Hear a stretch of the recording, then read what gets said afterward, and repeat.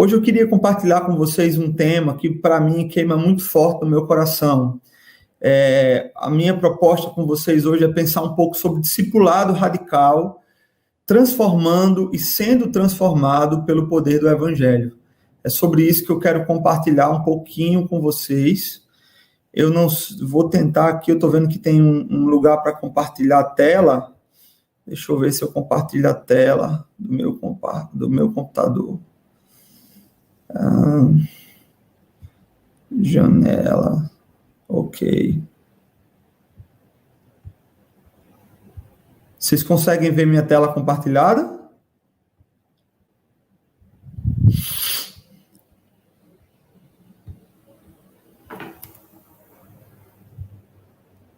Peraí, deixa eu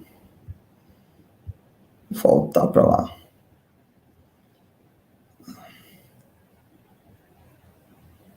Compartilhar tela. Eu acho que eu não vou conseguir compartilhar a tela aqui, não. Deixa eu dar uma olhadinha.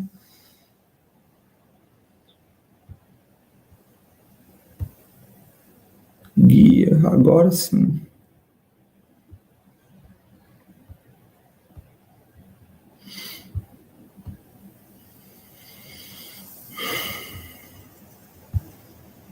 Pronto, agora foi.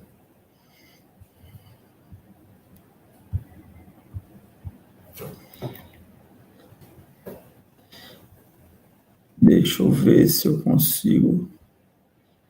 Ok, então tá aí. Discipulado radical, né? Eu não sei se dá para ver, eu não sei como que vocês estão conseguindo ver aí.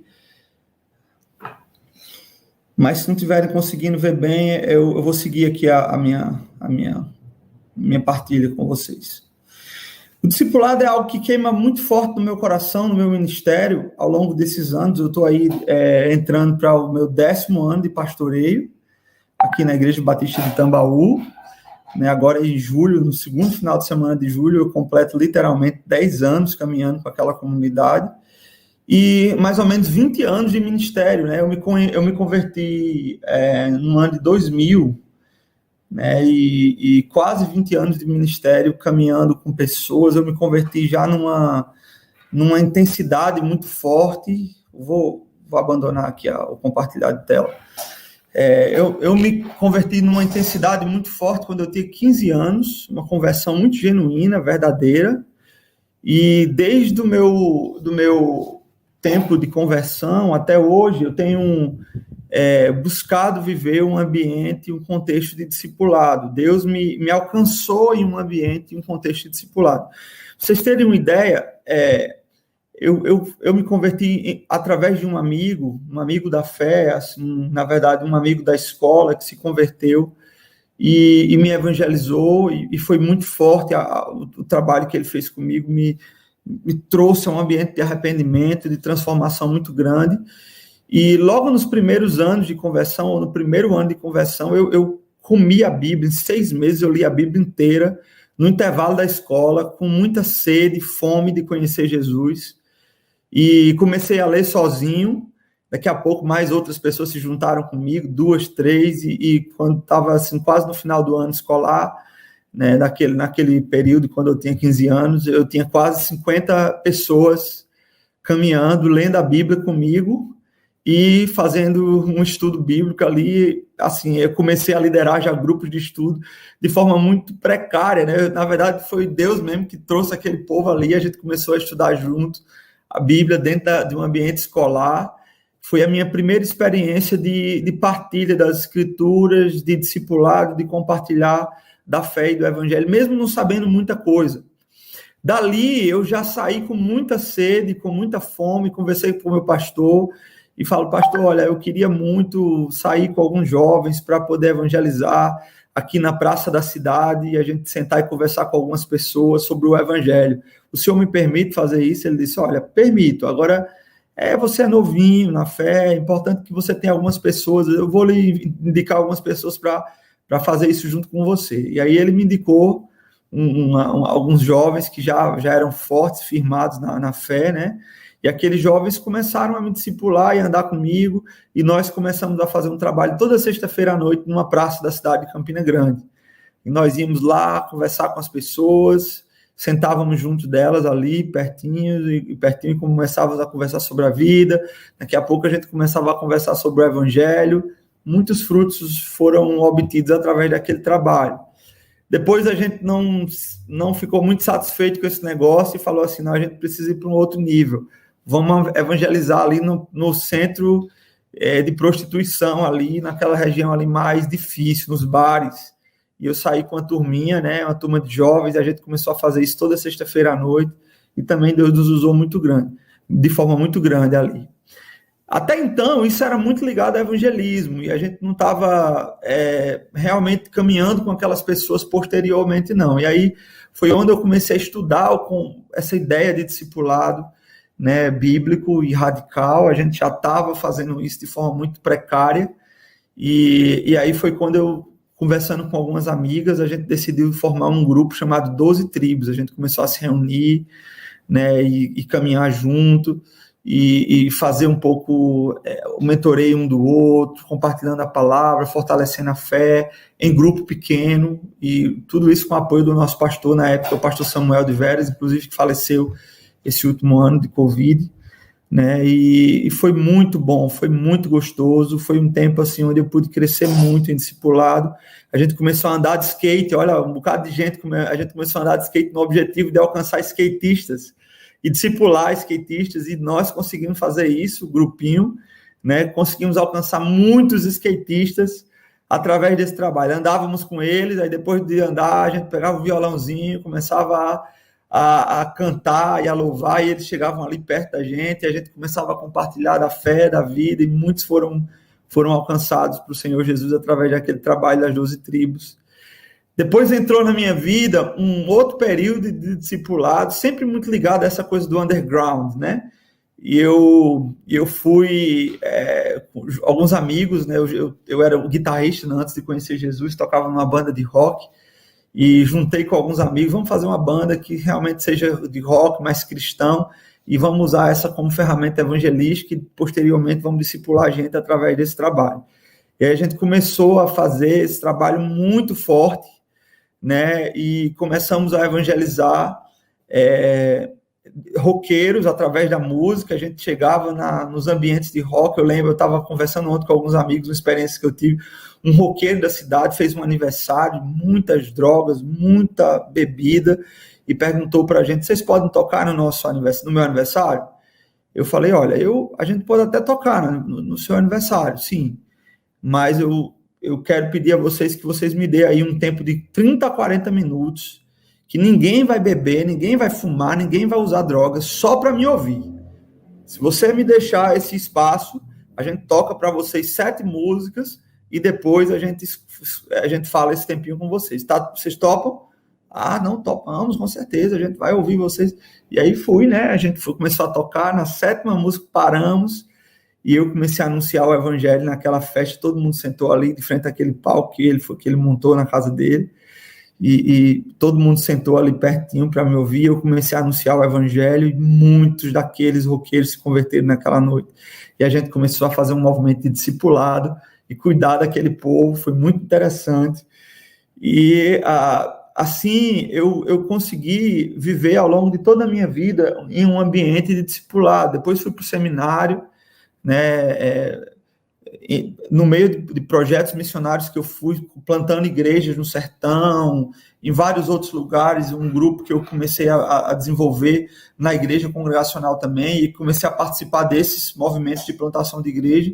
Eu senti a necessidade de ir para o seminário, fui para o seminário, e no seminário, né, assim, Deus abriu muitas portas, e eu comecei a pastorear jovens na igreja do meu sogro, que saí da minha igreja lá, congregacional central, e fui caminhar um pouco com o meu sogro. Comecei a namorar com a filha do pastor, e aí, claro, né, quem namora com a filha do pastor tem que servir lá no tempo de, como diz o ditado bíblico, né, fazer o tempo de Labão, trabalhando lá com o pastor lá, e servindo até o casamento, né? Então, foi exatamente isso. Me casei com a moça e depois já fui pastorear a igreja em outro lugar. Mas foi um tempo muito bacana de discipular jovens. Ali a gente começou com uma juventude pequenininha e cresceu, a juventude cresceu bastante. Eu fazia um trabalho muito forte de discipulado com meninos e minha esposa fazia com as meninas. A gente tinha grupos de partilha, muitos dormiam um na casa do outro, e a gente fazia noites de pijama na igreja e compartilhava a noite toda de oração, de partilha das escrituras, partilha da vida.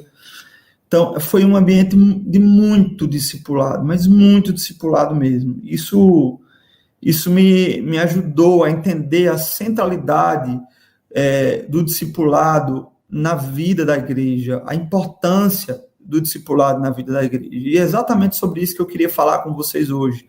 O meu objetivo é 2, é que vocês entendam o conceito bíblico de discipulado e, segundo, entendam os desafios da tarefa de discipulado, tá? Então, são dois objetivos que eu queria trabalhar com vocês.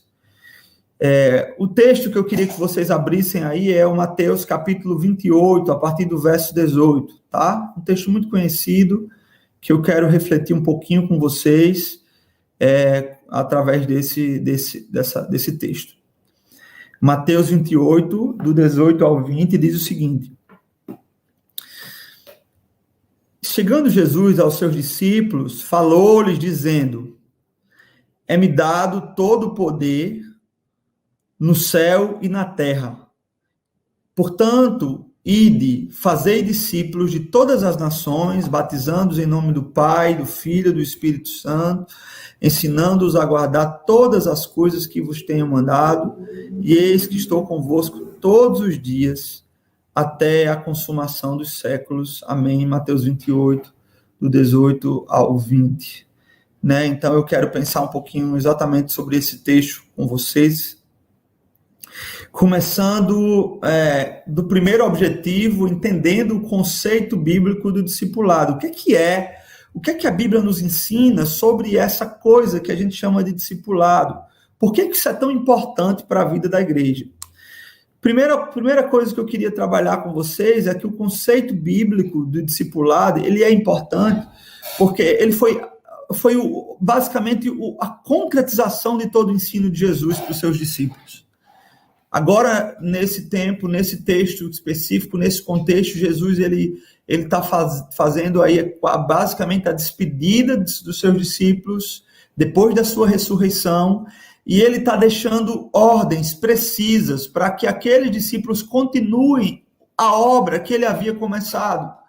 Tá? Então, é alguma coisa assim que ele vai falar que é muito importante, ele precisa fundamentar muito bem isso aí, para que os discípulos entendam a urgência e a importância dessa tarefa, tá?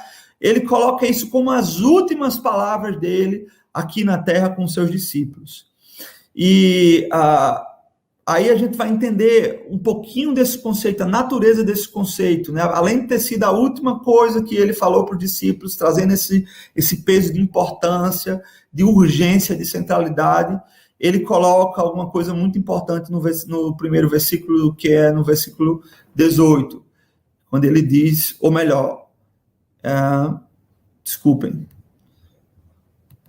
isso, versículo 18, quando ele coloca, é-me dado todo o poder no céu e na terra. Então, essa é a primeira parte da reflexão sobre o discipulado, é-me dado todo o poder no céu e na terra.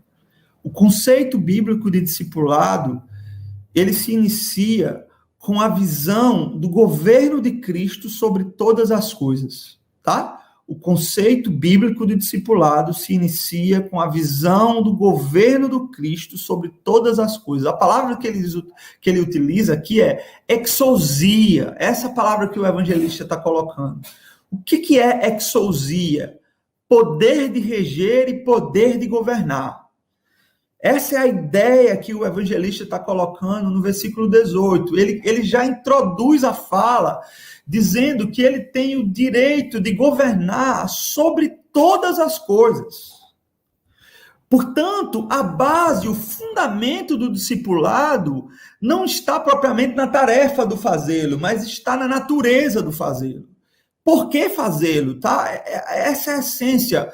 Foi dada a Jesus o poder, ou foi dado a Jesus o poder de governar sobre tudo, sobre todas as coisas, tanto as que estão no céu como as que estão na terra. Ou seja, o fundamento do discipulado é o reino de Deus, o direito legal que Deus tem sobre todo o universo, sobre todo o mundo. E aí é importante entender a abrangência dessa missão. Se o Cristo tem um governo legal sobre todas as coisas, isso significa dizer que a tarefa do discipulado é uma tarefa absolutamente abrangente. É um conceito abrangente que envolve todos os aspectos da vida. Um teólogo, Abraham Kuyper, que eu gosto muito, ele tem uma frase que eu sempre costumo repetir quando eu estou falando dessa ideia de abrangência do discipulado. Ele diz assim, que não há 1 centímetro do universo que Deus não reivindique, é meu. 1 centímetro da criação, do universo, que Deus não reivindique, é meu. Agora, é muito interessante você entender essa abrangência à luz de todo o contexto bíblico. Veja, quando a gente pensa nisso, à luz de todo o contexto bíblico, a gente lembra do Éden, que foi exatamente a primeira experiência humana dessa abrangência de Deus sobre todas as coisas. O que era o Éden? Deixa eu refletir um pouquinho com vocês sobre isso, para você entender a profundidade desse conceito aqui inicial. O Éden era um lugar onde a presença de Deus estava sobre todas as coisas, todos os aspectos da vida. O Éden não precisava de templo, o Éden não precisava de um dia sagrado, o Éden não precisava de um sacerdote, o Éden não precisava de mediadores para o ser humano, porque toda a realidade era uma expressão sagrada da presença de Deus revelada, era uma expressão de relacionamento do homem com Deus. Tudo, desde a relação do homem com a natureza, até a relação do homem com o próprio homem, até a relação do homem com o trabalho, com as coisas que ele produzia, com a vocação, a relação do homem com a família e a tarefa de multiplicar sobre a terra, tudo dizia respeito à sua relação com Deus. E, portanto, abrangia todas as coisas, o governo de Deus abrangia todas as coisas, e havia uma relação próxima do homem com Deus sobre todos os aspectos da vida. Isso é bem interessante. E aí, meus irmãos, o que acontece, esse ambiente tão profundo, tão maravilhoso, tão magnífico, da glória de Deus em absolutamente tudo que o homem fazia, como isso é destruído e deturpado? Nós sabemos muito bem no relato do Éden, né? Houve uma desobediência aos limites que Deus deu à sua criação, né? A sua criatura, Adão e Eva, e eles quebraram o limite, e o pecado entrou no homem através exatamente dessa desobediência adâmica, tá certo? Dessa quebra do pacto, dessa quebra da relação, dessa quebra do fundamento da própria existência. Isso em tese, naquele momento que o homem peca e sai debaixo do guarda-chuva da presença de Deus, em tese, ele deveria ter sido destruído imediatamente, né? Porque se Deus era o sustentáculo e era o fundamento de tudo, e o homem sai do fundamento, então ele perde a sua base ontológica, o que a gente chama na filosofia. Ele perde a sua base de existência. Ele sai do guarda-chuva, onde a vida seria possível, que é na presença de Deus. E ele vai para o ambiente da maldição, da morte, né? Isso é muito forte, não só a morte física, mas a morte espiritual também. O homem cai profundamente, e juntamente com ele, todas as coisas também são manchadas pelo pecado, de modo que o pecado ele passa a abranger não só as questões da moralidade. Às vezes a gente imagina que o pecado é só não mate, não roube, é só essa coisa da dimensão moral. Mas o pecado é exatamente um caos que é produzido pela separação, pela alienação da realidade que Deus criou do próprio Deus. O pecado acaba manchando e acaba deturpando todas as coisas, abrange tudo, até mesmo a natureza é modificada por causa do pecado. Por isso que a teologia reformada chama na depravação total. Envolve o homem na sua dimensão mental, social, psicológica, emocional, todas as dimensões do homem, e envolve toda a realidade onde o homem estava vivendo também. E isso é a queda. A queda separa tudo de Deus. Paulo, na carta aos Efésios, vai trazer um conceito bem interessante, que está muito interligado com essa ideia que Jesus está introduzindo, o conceito de discipulado. Paulo vai dizer assim, olha, Deus em Cristo está trazendo de volta todas as coisas para Ele. Ou seja, toda a criação, tudo que Deus fez, Deus está redimindo todas as coisas, todas as áreas da vida. É bem interessante esse texto. Eu queria abrir junto com você aí também. Vamos abrir o nosso texto lá em Efésios, capítulo 1.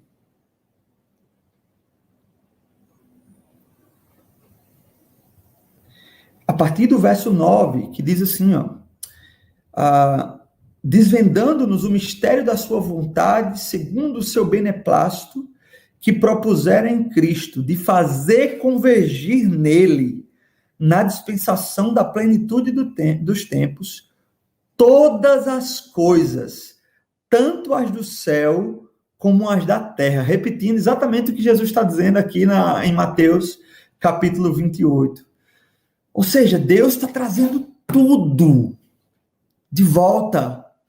Né? É muito interessante a expressão de Paulo, fazer convergir nele, na dispensação da plenitude dos tempos, todas as coisas, tanto as do céu como as na terra. Ou seja, o discipulado começa com esse entendimento de que Deus está trazendo tudo de volta para Ele, tudo, absolutamente tudo de volta para Ele. Sabe, isso envolve não somente a obra da natureza, a redenção de todas as coisas, a natureza geme com expectativa da revelação dos filhos de Deus, mas isso envolve também o próprio cenário da produção do homem, a arte, a cultura, a história, tudo, a medicina, né? A engenharia, o trabalho manual, né? A possibilidade de construção e de produção da realidade, a ciência, o estudo das línguas, da linguística, né? Tudo, absolutamente tudo, cada esfera da vida. Um outro teólogo que eu gosto muito, que é o Herman Doivet, né? Ele fala sobre isso, sobre as diferentes áreas da vida e como o propósito de Deus abrange exatamente isso, todas as áreas da vida sendo trazidas de volta para a centralidade do Cristo.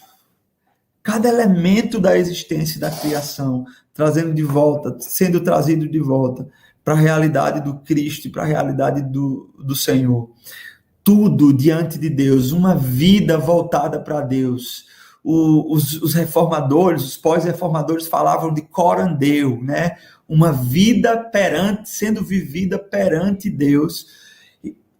Ou seja, quando eu penso sobre isso, eu começo a entender que a vida toda precisa ser uma expressão e precisa ter essa expressão de uma relação com o Criador. Isso é o básico do entendimento bíblico de discipulado.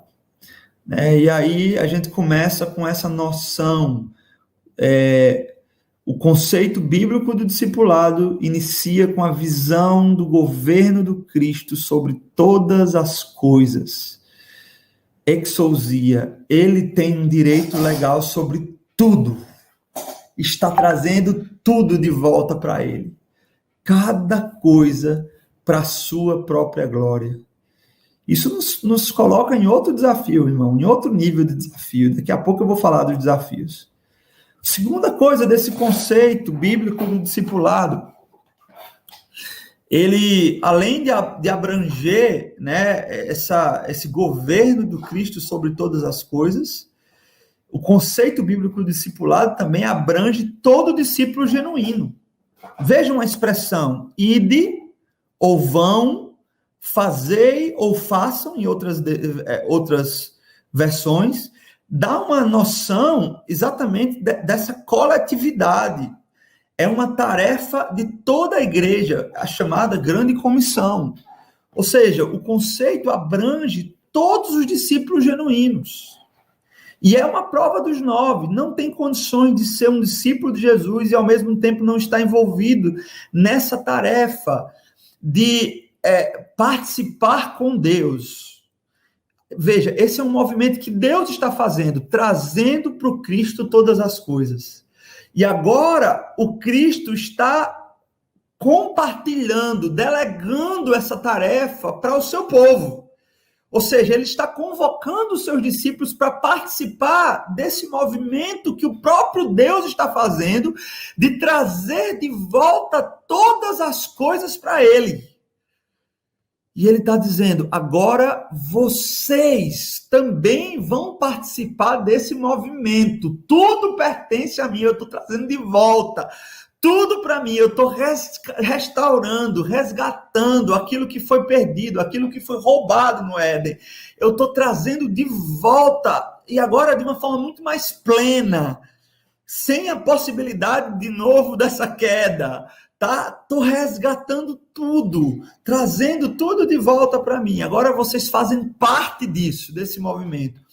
Todo discípulo genuíno precisa entender que ele faz parte desse movimento com Deus, onde ele está trazendo todas as coisas para o Cristo, de volta para o Cristo. Se você é um discípulo de Jesus, você precisa entender a importância, a urgência dessa tarefa à luz desse texto. Não tem espaço para você achar que a vida ela é dicotômica. Uma parte da vida eu devolto para Deus e outra parte da vida eu devolto para mim mesmo. Essas duas facetas são entendimentos equivocados que a gente tem de forma muito generalizada na igreja. Uma parte da vida é minha e uma parte da vida é de Deus. Na parte da vida de Deus, aí eu vou fazer alguma coisa a respeito disso. Mas na parte da vida que é minha, isso aqui eu posso tocar para frente e não ter nenhum elemento dessa convocação para participar com Deus. Veja, quando eu entendo que todo discípulo genuíno está fazendo parte desse movimento de Deus, ele precisa fazer parte de uma forma integral. E como é que ele pode fazer parte de uma forma integral? Quando ele entende, do mesmo jeito que Deus está trazendo tudo para ele de volta, ele precisa entender que, como discípulo, fazendo parte desse movimento, ele entende que tudo da vida dele agora diz respeito a essa tarefa de participar com Deus desse movimento de governo, de reino, de trazer o reino aqui, ou melhor dizendo, de revelar ou de sinalizar o reino aqui, ainda que parcialmente, tá? A gente entende que o reino não é nessa terra, ele é o reino está sendo revelado, não vai dar tempo de eu trazer esse conceito hoje, mas você está nesse movimento ajudando o Senhor a trazer de volta todas as coisas para Ele, e Ele conta com você nessa tarefa. Como? Dando a Ele toda a sua vida a serviço dessa missão. Olha, meus irmãos, isso é radical, tá? É radical. Todos os aspectos da vida agora precisa estar envolvido, então, nessa missão de participar com Deus daquilo que Ele está fazendo.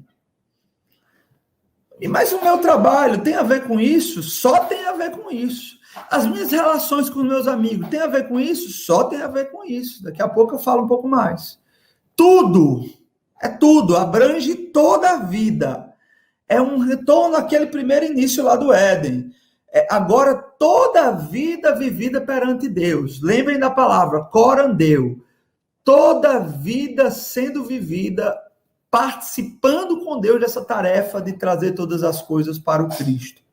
E agora, a minha própria vida também é uma expressão disso. É uma revelação disso. A palavra discípulos significa exatamente andar como o mestre. Então, se o mestre está trazendo de volta tudo para ele, eu preciso também andar como ele, como um mestre, fazendo da minha vida uma expressão para essa missão, fazendo de cada aspecto da minha vida uma devoção plena e concreta à tarefa de revelar Deus, tá certo? E de anunciar Deus como o Senhor, como o governador de tudo que eu sou, de tudo que eu faço, de tudo que eu penso. Menos que isso, a gente não está falando de discipulado. Não tem como pensar no discipulado em menos que isso. O conceito bíblico do discipulado abrange todos os discípulos genuínos. Cada discípulo trazendo, então, essa revelação profunda de que o Cristo é o Senhor sobre todos os aspectos da vida e sobre todas as coisas. Cada discípulo vivendo por essa causa. Cada discípulo se submetendo a essa realidade. Isso é tremendo, irmãos. Isso é absolutamente tremendo. Agora, quais são os desafios dessa tarefa? A gente entende que o conceito bíblico de discipulado ela inicia com a visão do governo de Deus sobre todas as coisas.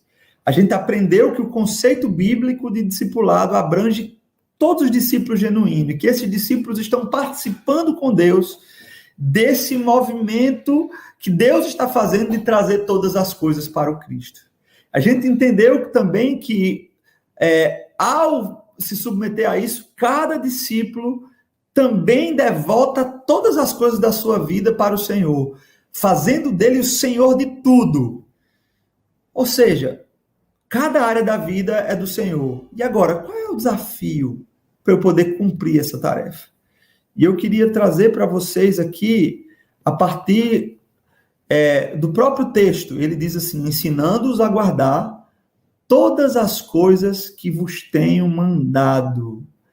Esse é o como. Como é que eu vou fazer isso? Como é que eu vou centralizar Deus sobre todos os aspectos da minha vida? Como é que eu vou participar com Deus daquilo que Ele está fazendo? Aí, agora, é o foco da minha vida. O foco da minha vida é ensinar pessoas. Ensinar, sinalizar através do ensino. E a palavra aqui, ensinando-os, tem duas conotações.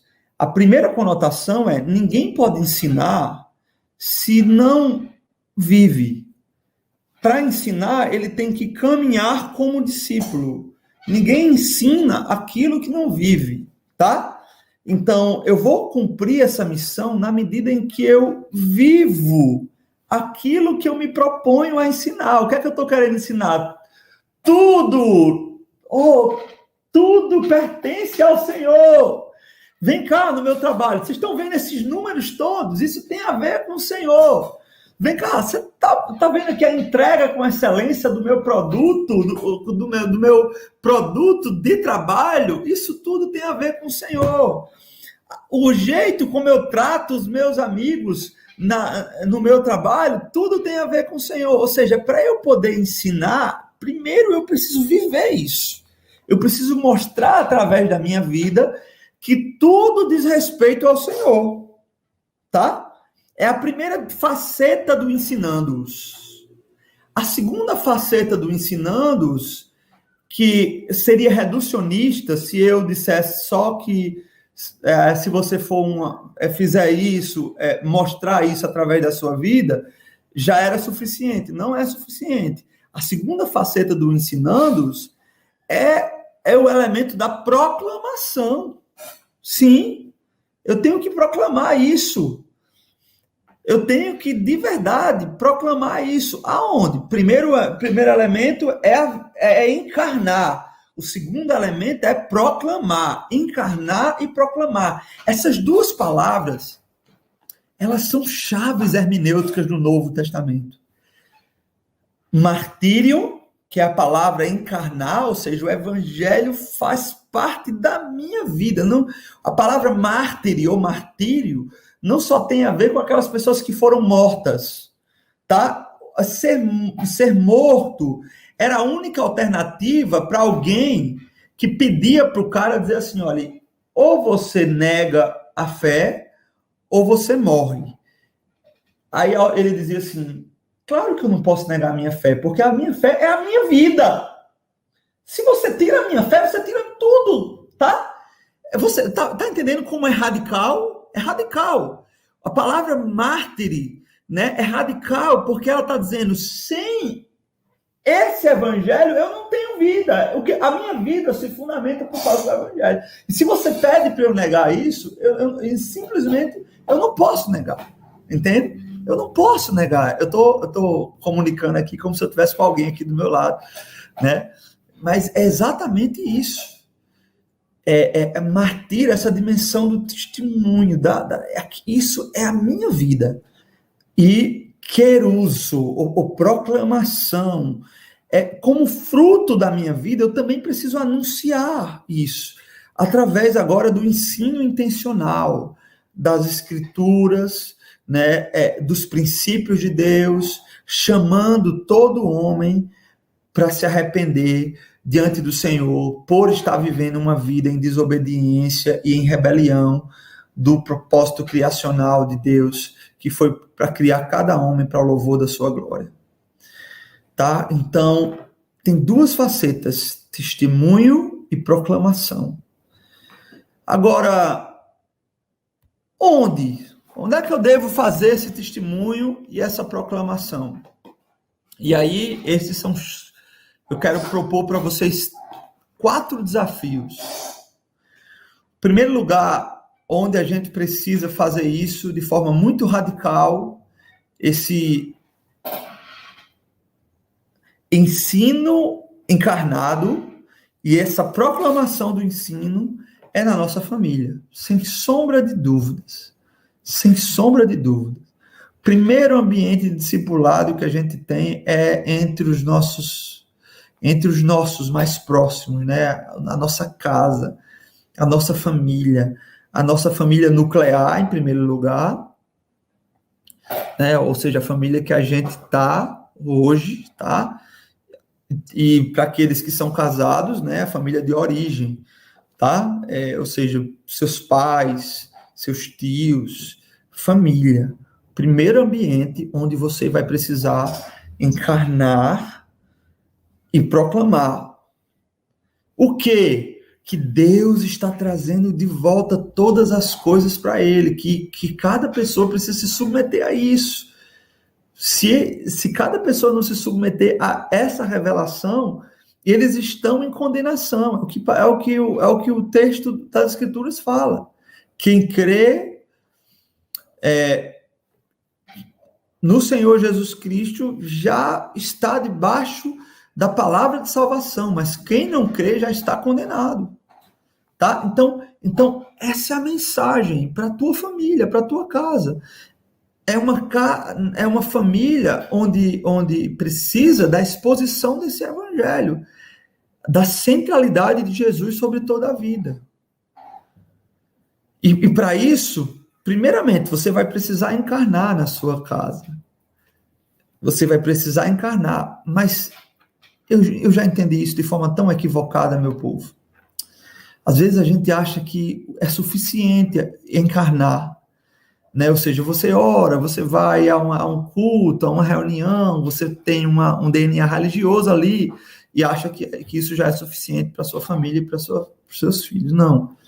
Encarnar significa incorporar agora o ensino do Cristo em mim. Isso significa que os meus precisam ver expressão de devoção, de piedade, de santidade na minha própria vida. Uma disposição de glorificar o Senhor acima de todas as coisas. Eles precisam ver isso, um amor ao Senhor acima de todas as coisas. A minha família precisa ver isso.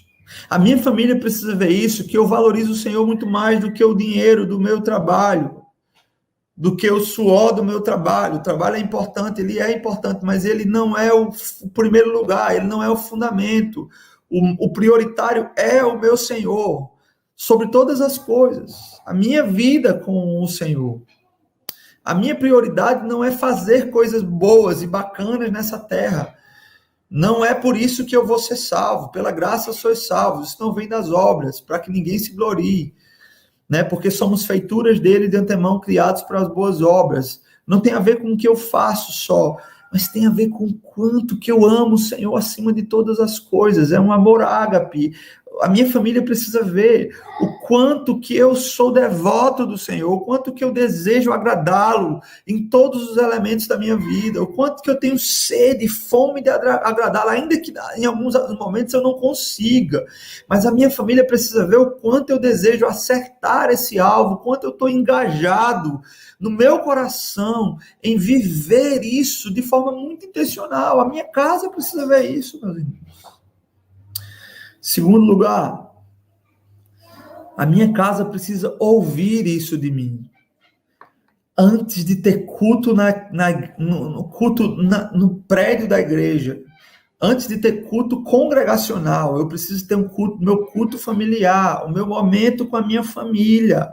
O discipulado começa aí, em momentos de devoção em casa. A gente está saindo perdendo para a mentalidade desse mundo, a mentalidade desse mundo invadindo a igreja, porque as famílias foram enfraquecidas, porque a gente agora terceiriza a nossa vida com Deus para os pastores, para o momento da congregação, para a pregação do domingo. Vamos parar com esse negócio, meus irmãos. A gente precisa aprender a fazer o nosso culto em casa, a gente precisa parar, e se você você e sua esposa, senta com ela, faz culto junto com ela, adora a Deus junto com ela, tenha o tempo de vocês de devoção, de adoração em casa, de leitura das escrituras, de resgate do discipulado. Você, marido, pelo amor de Deus, você é marido, crente, você precisa ser líder espiritual da sua família, trazendo isso, incorporando nisso. Efésios capítulo 5, eu gosto muito de Efésios, traz essa função para a vida do marido. Olha, você é o líder da casa, precisa honrar sua esposa, abençoar seus filhos, criar seus filhos no temor do Senhor. Veja, isso é tão importante que na carta de Paulo a Timóteo, ele coloca isso como critério fundamental para ser líder da igreja. Tenha a sua casa ordenada diante do Senhor. Em Tito também, tenha a sua casa diante do Senhor. Que tenha os seus filhos debaixo do temor do Senhor. Isso é importantíssimo. Isso é importantíssimo, melhor dizendo. Né? Esse movimento onde a família está sendo priorizada. Através do testemunho e do ensino. Precisamos resgatar tempos de discipulado de família. Não adianta ganhar o mundo inteiro e perder os da nossa casa. Primeiro ambiente, então, de desafio, onde a gente precisa ir, é a nossa família. Depois, segundo ambiente, nos ambientes relacionais. eu fico impressionado como a gente substituiu os eventos pela a nossa ousadia de compartilhar Jesus no nosso ambiente relacional. Meus queridos, não perca essa grande oportunidade. Cada pessoa, há um estudo, né? Há um estudo de um texto que eu li sobre discipulado, né? Um texto que eu tenho até aqui, né? Da tarefa de discipular, né?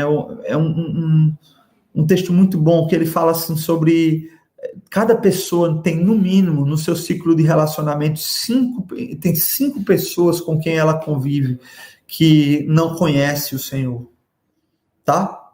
Amizades, relacionamentos, ambientes relacionais. Você precisa usar esses ambientes relacionais de forma muito intencional.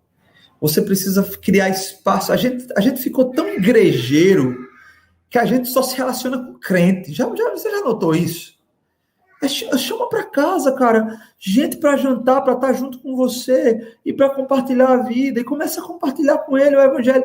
Por que a gente tem que precisar de cursilho e sei lá, de EJC e de evento para a gente evangelizar? Às vezes eu fico falando, alguns membros da minha congregação falando, né, rapaz, eu queria tanto evangelizar o meu vizinho, vou levar ele para o cursilho, vou convidar ele para o cursilho. É muito importante, é uma ferramenta, o cursilho é legal, os encontros de jovens são legais, esses eventos evangelísticos são legais, aquele evento que eu faço é legal, mas o mais eficiente, a gente já tem concretização disso. O evangelismo e o discipulado mais eficiente é aquele que flui da relação de amizade, de ciclos relacionais. Portanto, o segundo ambiente onde a gente precisa realmente viver essa faceta de ensinar, né, sobre o governo de Deus, sobre todas as coisas, é nos ambientes relacionais. E aí, viva Deus. Deixa eu contar para você um testemunho. Quando eu me converti, né, eu estou já aqui, já finalizando, já chegando aqui ao meu desfecho final de tudo isso, mas eu preciso contar essa história para vocês. Quando eu me converti com 15 anos, eu comecei a fazer isso no meu espaço relacional, na minha própria escola, né? Vocês viram meu testemunho lá no começo, um grupão começou a caminhar comigo no estudo da Bíblia. E é interessante que eu comecei a virar referência na minha sala de alguém que temia o Senhor e que amava o Senhor, e entre os meus professores também, né? Eu era um rebelde sem causa, eu era um cara totalmente deturpado, né? Desrespeitava meus professores, e a minha transformação foi muito radical. E eu lembro de 2 experiências que eu tive na escola. Uma foi com um amigo do 3º ano, que ele descobriu que a sua mãe estava mal, né? Estava muito mal, e ele esperou que eu chegasse para poder compartilhar comigo, me deu um abraço e sabe, pediu oração, ora por mim, cara. Sabe, ele me viu como alguém que andava com Deus e que estava sinalizando para ele que a minha vida, todos os aspectos da minha vida pertenciam ao Senhor. Foi uma oportunidade ímpar de compartilhar o evangelho com esse meu amigo. E também os meus colegas constantemente pediam oração para mim na minha sala, né? Ora comigo e tal. Me explica isso, como é que eu vou viver isso? E eu lembro que eu alcancei muitos daqueles meus amigos para o Senhor, através dessa relação, né, de ensinar para eles que Cristo estava chamando de volta todas as coisas para ele, de volta à nossa vida, né? Então, foi tremendo. E me lembro de uma outra ocasião, naquele grupo que eu criei, chamado 12 Tribos, eu evangelizei um cara dessa minha escola, eu estudei no Pio 11, uma escola tradicional em Campina Grande, e eu lembro que eu estava já no seminário, e ele fez uma ligação para mim: cara, estou aqui muito mal, fiz uma coisa muito errada, recém-convertido, eu caí com minha namorada, estou aqui, acho que Jesus não me ama mais, acho que, sei lá, ele estava todo deturpado, não entendia ainda a graça. E eu lembro que eu estava numa semana corrida de faculdade, seminário e tudo, mas eu parei tudo, corri, eu tinha uma bizinha, uma motinha naquela época, eu peguei minha moto, ele estava na Universidade Federal me esperando lá, saí da Universidade Estadual, fui para a Federal lá em Campinas, sentei junto com ele e compartilhei com ele a graça, a doutrina da graça. E foi tremendo, foi tremendo. Ele chorava, ele dizia, mas como Deus pode me aceitar? Ele te aceita pela graça, não é pela tua capacidade. Como é que... E ele pode me perdoar? Você está arrependido? Você confessa para ele que isso realmente desagradou o coração dele no momento em que você fez isso, e que você está disposto a lutar contra isso e viver uma vida com o Senhor? Então, meu irmão, se arrepende diante de Deus, ora, né? Aquele que confessa os seus pecados, ele é fiel e justo para vos purificar e perdoar de toda impureza. Vai lá, vai de volta para casa. Eu contei para ele a história do filho pródigo, que ele chorava, e eu orei por ele ali naquele dia. Ambiente relacional, meu irmão, isso é tremendo. E até hoje o irmão está firme, está lá caminhando com o Senhor. Louvado seja o nome do Senhor por isso. Né? Então, isso é muito tremendo. Viver, compartilhar o governo de Deus sobre todas as coisas na nossa família e nos ambientes relacionais. A outra, terceira área que eu quero falar com vocês é na vida como um todo. Tá? Então, agora eu vou falar sobre vocação, né? Ou seja, você anunciando Jesus em todos os elementos da vida, no seu trabalho, naquilo que você produz laboralmente, naquilo que você produz intelectualmente, naquilo que você produz na tua família, nos frutos da tua casa, no teu dinheiro, nos teus bens, tudo, tá certo?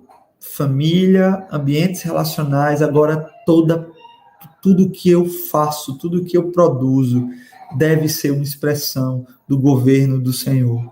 E isso glorifica o Pai.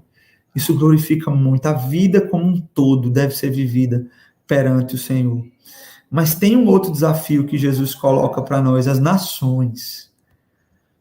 Olha, eu acredito muito nisso. Dentre alguns que estão no nosso meio, Deus convocou para alcançar nações específicas, povos não alcançados, pessoas que nunca ouviram do Senhor. Como ouvirão se não há quem pregue? Isso é o que Paulo falou, né? Então, entre nós, Deus vai chamar alguns, separar alguns e dar para alguns o desejo de ir para lugares e povos longínquos. Isso não significa dizer que quem está aqui é pior do que quem vai para a África, por exemplo. Não, esse é um conceito que durante muito tempo na igreja foi equivocado.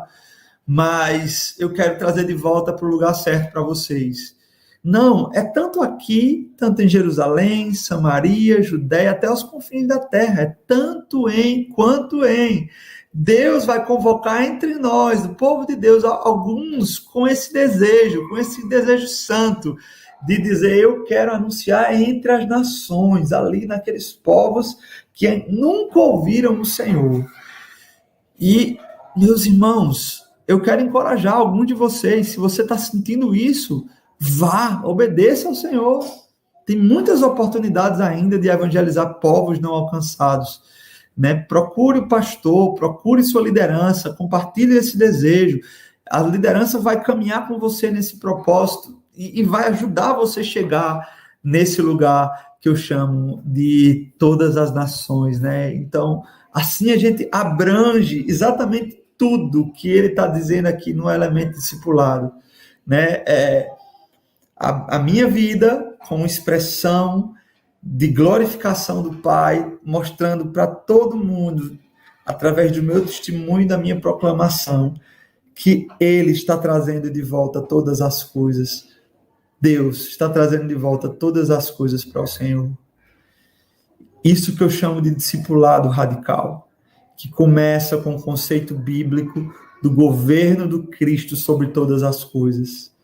E com o entendimento bíblico nosso de que ele, sim, está chamando a gente, convocando a gente para participar disso com ele. Segundo, o conceito abrange todos os discípulos genuínos. Vão e façam discípulos de todas as nações, que devem encarnar viver isso ensinando, né, encarnando na própria vida o ensino do Cristo e proclamando para todas as pessoas ao seu redor e em todas as áreas que ele puder estar envolvido, a centralidade de Cristo e mostrando para cada pessoa esse governo de Cristo, né? E os 4 desafios para a gente viver isso: primeiro, na família, nos ambientes relacionais, na vida como um todo e entre todas as nações. Isso é o que eu chamo de discipulado radical. E eu quero chamar você para fazer parte desse movimento de Deus maravilhoso, esse privilégio, né? Isso é absolutamente tremendo. Não adianta você juntar tesouros nessa terra, porque vai ficar tudo aqui e você vai perder o seu tempo e desperdiçar a sua vida. Meu desejo é que você, de fato, se submeta como discípulo do Senhor àquilo que Deus está fazendo e participe com Ele desse movimento que Ele está fazendo, trazendo todas as coisas para Ele.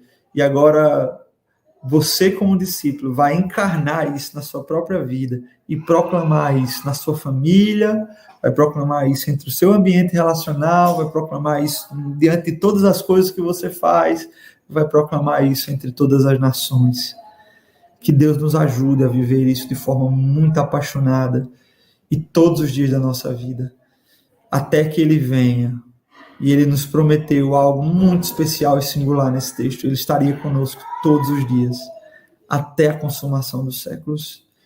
Isso é um grande privilégio. Você não vai estar sozinho, Ele vai estar junto com você, te capacitando, te ajudando, te dando força, te dando graça para viver isso de uma forma muito especial. Termino essa palavra dizendo para você que até hoje eu colho os frutos de estar submetido a isso. Tem sido muito bom ver a minha família, a minha casa. A gente tem vivido aqui um ambiente de devoção muito grande. Aqui é a minha primeira igreja. Sem sombra de dúvida, quem sabe, quem me conhece, sabe como a gente tem um zelo muito forte de viver Cristo aqui na minha casa, dentro de casa, eu e minha esposa, meus filhos. A gente cultiva o nosso culto, a nossa devoção familiar, e a gente não terceiriza a vida da nossa família para o pastor, nem para a igreja, nem para ninguém que não seja a gente mesmo. Isso é a primeira coisa. E depois a gente vive muito esse ambiente relacional. A minha casa está cheia o tempo todo, né? A gente está, né, trazendo amigos, a gente está compartilhando com amigos, a gente está envolvido com pessoas que não são cristãs, e a gente está vivendo isso a partir da centralidade. Não é politicamente correto, a gente não fica lá se fingindo que não é cristão para poder conquistar ele, muito pelo contrário, a gente mostra a nossa fé de forma muito clara e sincera, e a gente ganha espaço para compartilhar isso no coração deles, para orar e para viver, e a gente já tem alcançado muitas pessoas através disso, né? Através da minha produção. Hoje eu sou gerente numa organização internacional. Tenho trabalhado com muito esmero para glorificar a Deus ali naquele lugar e frutificar. No meu trabalho como pastor, tenho feito o melhor possível, de forma muito excelente. No meu trabalho intelectual, né, então na minha produção, enfim, em tudo que eu faço, eu tenho buscado glorificar a Deus e testemunhar de Deus e desse governo de Deus sobre todas as coisas, o desejo de Deus de ser glorificado em tudo. Né? E entre todas as nações, ainda não saí daqui do meu país, mas tenho abençoado muitas pessoas nesse processo de envio, ajudado aqueles que têm esse desejo de se encontrar no processo, mas também aberto a Deus dizer: vá você mesmo, e eu pegar minha família e ir para onde Ele me enviar. Não tenho nenhuma reserva com isso. Eu quero chamar você para viver esse discipulado radical e se submeter a tudo isso, que é um privilégio. Termino aqui orando por você. Pai, eu quero convocar a tua igreja diante do teu Espírito para viver isso de forma muito saudável. Essa palavra não é minha, mas é tua. E a convocação para isso também, do mesmo jeito que foi o Senhor que fez para os discípulos, e eles obedeceram de forma irresistível, é o Senhor que deve fazer para os meus irmãos que estão me ouvindo nessa noite. Não adianta a gente fazer isso pela força ou pela violência, mas é pelo convencimento poderoso do teu Espírito. Então eu peço que o teu Espírito convença os meus irmãos que essa missão é urgente, o Senhor está fazendo algo glorioso em toda a terra, e é o Senhor que está fazendo, e o Senhor tem nos dado o privilégio de participar disso. Nós queremos participar com muito anelo, com muito esmero, com muito afinco, daquilo que o Senhor está fazendo no mundo, trazendo de volta todas as coisas, Senhor. Pai, que coisa linda, é abrangente, desde a arte, a literatura, desde a história, desde a produção intelectual, a produção manual, desde dos relacionamentos, a tecnologia, tudo, desde a natureza. Pai, tudo, cada elemento da vida, o Senhor está trazendo de volta para o Senhor. E nós queremos fazer parte desse movimento tão lindo e viver a nossa vida perante o Senhor, tudo para a tua glória. Chama os meus irmãos a viverem isso, Deus. Não deixa que eles dicotomizem a vida, mas que eles possam realmente se submeter ao governo do Senhor em relação a tudo, a cada elemento, cada aspecto da sua caminhada aqui nessa terra, que eles entreguem ao Senhor, de modo que possam falar como o apóstolo Paulo: eu perco tudo, eu considero tudo como esterco para ganhar a Cristo, para participar do seu sofrimento, para desfrutar do poder da sua ressurreição, para proclamar o Evangelho àqueles que ainda não ouviram. Esse é o nosso desejo, a nossa oração pelo teu povo, em nome de Jesus Cristo.